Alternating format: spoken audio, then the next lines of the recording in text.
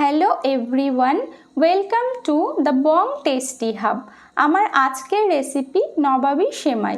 এই নবাবী সেমাই অন্যান্য সেমাইয়ের রেসিপিগুলোর থেকে একদমই আলাদা হয়। নামটা যেমন নবাবী, টেস্টও তেমনি শাহি। এই নবাবী সেমাই বানানোর জন্য প্রথমে প্যানে দিয়ে দিচ্ছি 2 চামচ ঘি। এবার আমি এর মধ্যে অ্যাড করে দিচ্ছি 200 গ্রাম লাচ্চার সেমাই। আর এই রেসিপির জন্য লাচ্চার সেমাই ব্যবহার করতে হবে। এবার আমি লো ফ্লেমে 2 থেকে 3 মিনিট ভালো করে ভেজে নেব, যতক্ষণ না একটা ব্রাউনিশ কালার ধরে।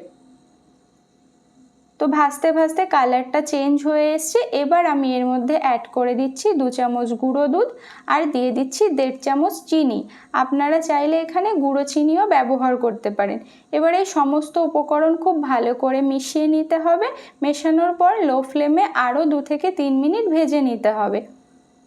তো এখানে আমি খুব ভালো মতো ভেজে নিয়েছি। এবার এটাকে আমি তুলে একটা পাত্রে নিয়ে নেব।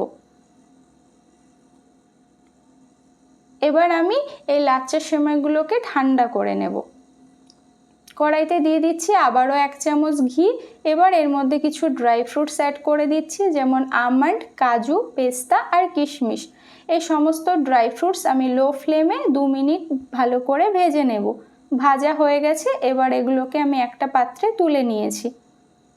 এবার ওই একই প্যানে দিয়ে দিচ্ছি আমি 700 ml দুধ। আর দুধটা আমি আগে থেকে জাল করে নিয়েছিলাম। আপনারা যদি কাঁচা দুধ ব্যবহার করেন সেক্ষেত্রে জাল দিয়ে নেবেন। এবার আমি এর মধ্যে অ্যাড করে দিচ্ছি 3 চামচ গুঁড়ো দুধ, দিয়ে খুব ভালো করে মিক্স করে নিচ্ছি। আর এই গুঁড়ো দুধ দেওয়ার কারণে টেস্ট কিন্তু ভীষণ ভালো আসবে। দিয়ে 5 মিনিট ফুটিয়ে নিয়ে এবার অ্যাড করে দিচ্ছি কনডেন্স মিল্ক। আর এই কনডেন্স মিল্কের বদলে আপনারা এখানে চিনিও ইউজ করতে পারেন। দিয়ে খুব ভালো করে ফুটতে দিচ্ছি। এবার অন্য একটা পাত্রে একটু দুধ নিয়ে এর মধ্যে অ্যাড করে দিচ্ছি 2 চামচ কাস্টার্ড পাউডার।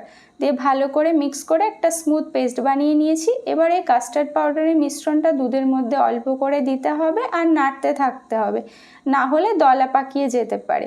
এবার ফ্লেমটাকে হাইতে রেখে 5 থেকে 7 মিনিট আমি জাল করে নেব, যতক্ষণ না একটা ক্রিমি ভাব আসে।